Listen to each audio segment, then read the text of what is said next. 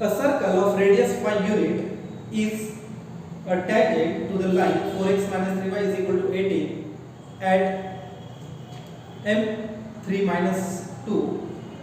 Then find the equation of circle. देखो क्या बोला उसने कि एक सर्कल है, इस सर्कल का इक्वेशन तुम्हें निकालना है। अब इस सर्कल के बारे में क्या इंफॉर्मेशन दिया उसने, तो ये जो सर्कल है, इस सर्कल की जो रेडियस है वो कितना है 5 है, ठीक है। और एक पॉइंट है जो सर्कल पे लाइज कर रहा है, उसका नाम है m, और इस m की वैल्यू उसने मुझे गिवन दिया है कितना है 3 माइनस 2, और इस m से एक टेंजेंट पास हो गया, और इस टेंजेंट का इक्वेशन उसने मुझे गिवन दिया है 4x minus 3y is equal to 18। Question समझिए, एक सर्कल है, इस सर्कल का इक्वेशन मुझे निकालना है। इस सर्कल की रेडियस उसने मुझे गिवन दी 5 यूनिट। वो बोल रहा है कि पॉइंट है m जो सर्कल पे लाइज कर रहा है 3 माइनस 2, और इस पॉइंट से एक टेंजेंट पास हो रहा है, इसका इक्वेशन मुझे पता है 4x minus 3y is equal to 18। अब वो तुम्हें बोल रहा है कि ये जो सर्कल है, इस सर्कल का इक्वेशन क्या होगा, ठीक है।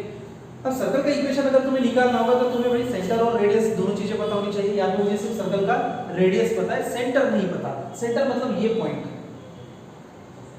पॉइंट मुझे पता है m, और ये है ना m कितना है 3 माइनस 2, और अपना सेंटर में निकालने चाह रहा हूं।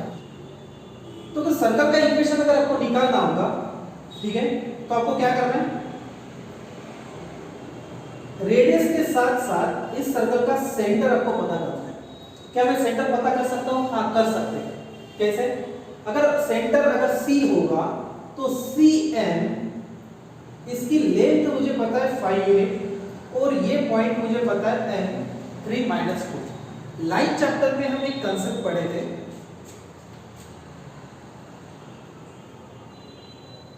अगर ये पॉइंट होगा M, इस m से r यूनिट दूर अगर कोई पॉइंट होगा A, और ये पॉइंट अगर समझ लो होगा x1 y1, और A जो रिक्वायर्ड पॉइंट है x और y, ये अगर आपको निकालना होगा तो आप निकाल सकते थे। वहां पे आप क्या पढ़े थे कि x और y की value, x is equal to x1 plus r cos theta, और y is equal to y1 plus r sin theta. Clear है? तब एक्चुअल जो फॉर्मूला था उसमें यहाँ पे दो साइन होता है plus minus, x is equal to x1 plus minus r cos theta, y is equal to y1 plus minus r sin theta. Focus करिए, लाइन चैप्टर में पढ़े थे कि अगर m ये पॉइंट तुम्हें पता हो और इस पॉइंट से r यूनिट दूर एक अननोन पॉइंट है x y, तो तुम x और y की वैल्यू निकाल सकते हो। x is equal to x1 known point का x coordinate plus minus r मतलब इन दोनों के बीच का डिस्टेंस cos थीटा, और y is equal to y1 known point plus minus r मतलब डिस्टेंस इनटू sin थीटा। ये फार्मूला मैं यहां पे यूज कर सकता हूं। देखो कैसे, ये नोन पॉइंट है m बराबर, और a की जगह पे अपना c है, और इन दोनों का बीच का जो डिस्टेंस है 5 वो मुझे पता है। मतलब यही फार्मूला अगर मैं यहां पे अगर फॉलो करने जाऊं तो मुझे क्या मिलेगा, समझ लो सेंटर C होगा अपना x, y बराबर। तो मैं क्या लिख सकता हूं इस हिसाब से, इस फार्मूले के हिसाब से कि x is equal to x1 मतलब नोन पॉइंट का x कोऑर्डिनेट, तो नोन पॉइंट का x कोऑर्डिनेट को यहाँ पे 3, ठीक है, प्लस माइनस r मतलब क्या बोला था मैंने, दोनों पॉइंट के बीच का डिस्टेंस। तो नोन पॉइंट और सेंटर के बीच का डिस्टेंस कितना है 5, m और c के बीच का डिस्टेंस कितना है 5, तो यहाँ पे आएगा 5 इनटू cos थीटा। यहाँ पे मैं फंस रहा हूँ, cos थीटा ये नहीं पता मुझे, ठीक। y सेंटर का y कोऑर्डिनेट, तो y इज इक्वल टू क्या था फॉर्मूला पढ़े अपन कि y1 plus minus r into sin theta. y1 मतलब जो नोन पॉइंट है उसका y कोऑर्डिनेट, तो नोन पॉइंट है m है उसका y कोऑर्डिनेट है -2 प्लस माइनस r मतलब दोनों के बीच का डिस्टेंस, दोनों के बीच का डिस्टेंस कितना है 5, तो यहाँ पे आएगा 5 इनटू sin थीटा, तो यहाँ पे आएगा sin थीटा। क्या क्या लाइन चैप्टर का एक कांसेप्ट में यूज कर रहा हूँ, यहाँ पे सेंटर निकालने जा रहा हूँ मैं, ठीक है। ये लाइन चैप्टर में पढ़े थे, दो फॉर्मूला में यहाँ पे फॉलो कर रहा हूँ। अगर मुझे x और y मतलब सेंटर की वैल्यू अगर मुझे निकालना होगा x और y, तो मुझे cos थीटा और sin थीटा पता करना पड़ेगा, मतलब मुझे सेंटर पता चल जाएगा। पर सर cos थीटा और sin थीटा निकालेंगे कैसे? अब इस चैप्टर में हम क्या पढ़ते हैं, लाइन चैप्टर में, कि cos थीटा और sin थीटा कहां से निकालोगे? तो भाई सब तुम्हें थीटा पता होना चाहिए। और थीटा क्या होता है कि ये दोनों पॉइंट जिस लाइन पे लाइज कर रहे उसका इंक्लिनेशन होता है थीटा।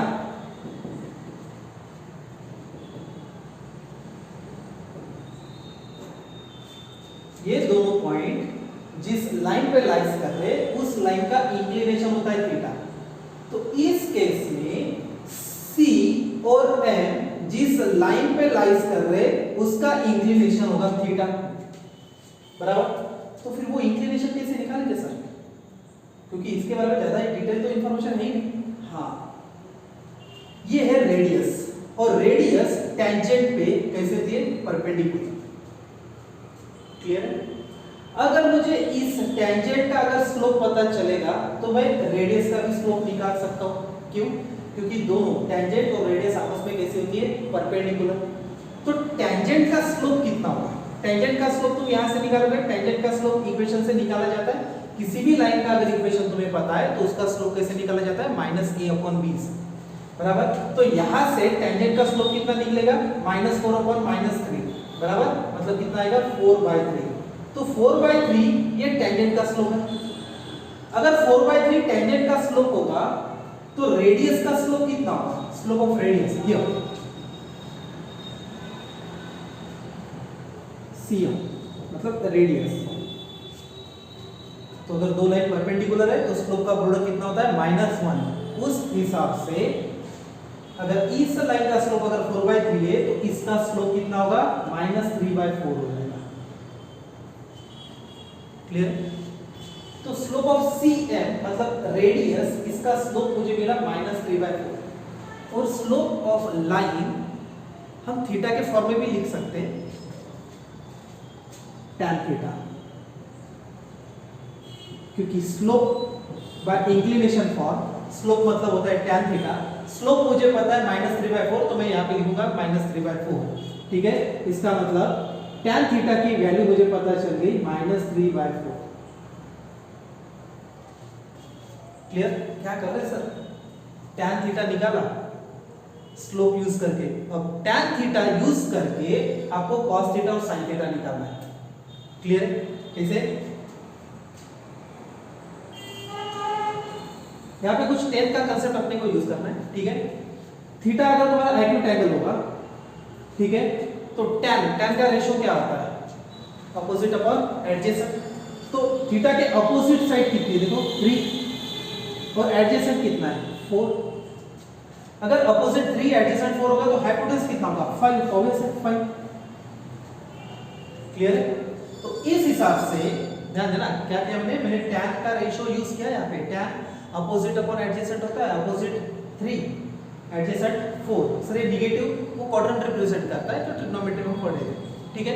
देख अब यहाँ पे ये इंफॉर्मेशन यूज करके हम sin थीटा और cos थीटा की वैल्यू निकाल सकते हैं, बराबर। कैसे? sin थीटा sin का रेशियो क्या होता है? Opposite upon hypotenuse. तो थीटा, एंगल थीटा की बात चल रही है, तो एंगल थीटा के अपोजिट साइड कौन सी है? 3 अपॉन हाइपोटेन्यूज कितना है? 5। क्लियर है? देख उसके बाद cos थीटा, cos कैसे निकाला जाता है? Adjacent upon hypotenuse. तो थीटा का एडजेसेंट साइड कितना है? 4 अपॉन हाइपोटेन्यूज कितना है? 5। तो sin थीटा और cos थीटा की वैल्यू मुझे यहाँ पे मिली ये इस डायग्राम के हिसाब से। लेकिन tan की वैल्यू निगेटिव है, tan की वैल्यू निगेटिव है। तो ट्रिग्नोमेट्री में हम बेसिक ट्रिग्नोमेट्री में पढ़े थे कि tan निगेटिव कहाँ पे होता है? तो tan की वैल्यू निगेटिव होती है सेकंड क्वाड्रेंट और फोर्थ क्वाड्रेंट में, बराबर। यहाँ पे और यहाँ पे सेकंड क्वाड्रेंट और फोर्थ क्वाड्रेंट में tan निगेटिव होता है। तो थीटा हमेशा एक्यूट काउंट किया जाता है। तो थीटा मतलब tan का जो एंगल है थीटा, वो छोटा कहाँ पे होगा? वो सेकंड क्वाड्रेंट में छोटा होगा या फोर्थ क्वाड्रेंट में छोटा होगा? भाई वो सेकंड क्वाड्रेंट में छोटा होगा। इसका मतलब ये जो एंगल है वो कौन से क्वाड्रेंट में? वो सेकंड क्वाड्रेंट में।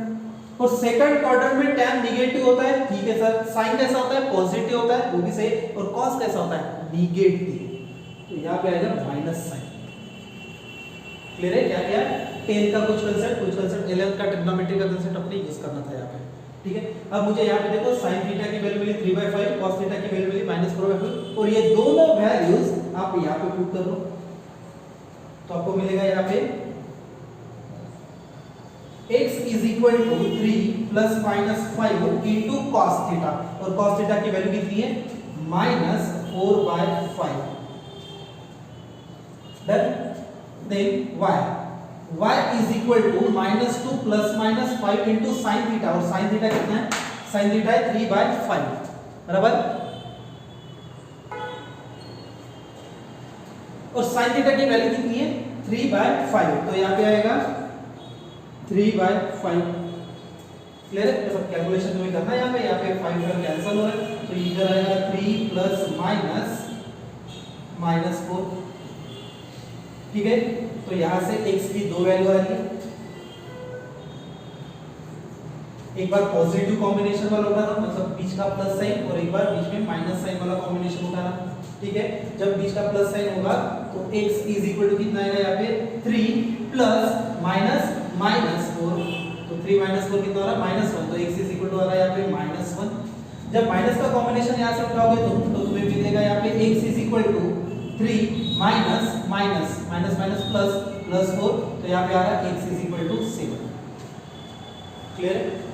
उसके बाद y की वैल्यूज यहाँ पे क्या होगा 5 का गेट कैंसिल तो यहाँ पे मिलेगा y is equal to -2 plus -3 तो यहाँ पे भी प्लस माइनस का कॉम्बिनेशन है तो यहाँ पे भी दो वैल्यू मिलेगी आपको प्लस माइनस की। ठीक है, एक बार पॉजिटिव वाली वैल्यू उठाओ तो y is equal to -2 plus वाली उठा रहे हैं। ठीक है, क्या मिलेगा -2 प्लस 3 तो y इज इक्वल टू कितना आ रहा 1 आ रहा है। क्लियर है? उसके बाद माइनस वाला कॉम्बिनेशन उठाओ एक बार तो यहाँ पे मिलेगा y इज इक्वल टू -2 -3 तो y इज इक्वल टू कितना आ रहा -5। तो x की दो वैल्यू निकली और y की भी दो वैल्यू निकली बराबर। इसके मतलब होगा सीधा, इसका मतलब यहाँ पे सेंटर कितने दो सेंटर।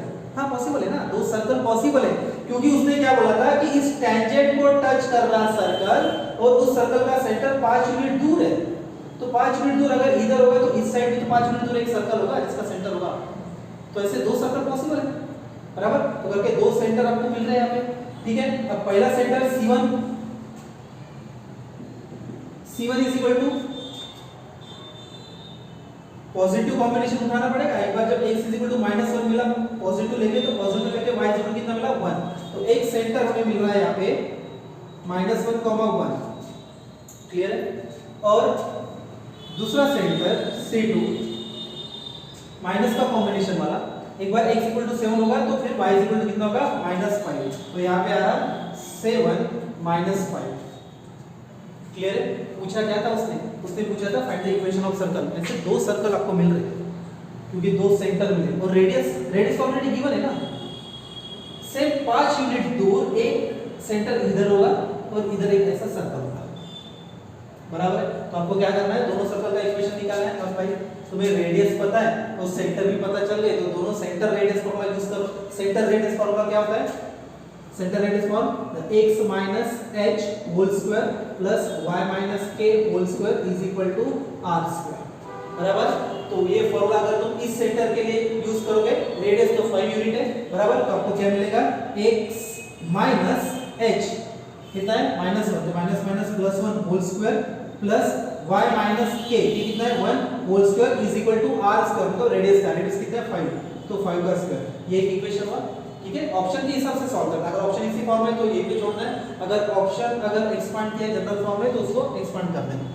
दूसरा सर्कल उसका सेंटर है 7 -5 वही फॉर्मूला तुम्हें यूज करना है कौन सा कि x h कितना है 7 whole square plus y k ये कितना है -5 प्लस 5 whole square is equal to r square. r कितना है r तो 5 है तो 5 का स्क्वायर। ठीक है, तो इस तरह से तुम्हें यहाँ पे दो सर्कल मिले। अब हो सकता है कि इसमें एक पर्टिकुलर क्वेश्चन पूछे पर्टिकुलर सर्कल के रिगार्डिंग कि उस सर्कल का इक्वेशन निकालो जिस सर्कल का सेंटर लाइन के अबव है या बिलो है।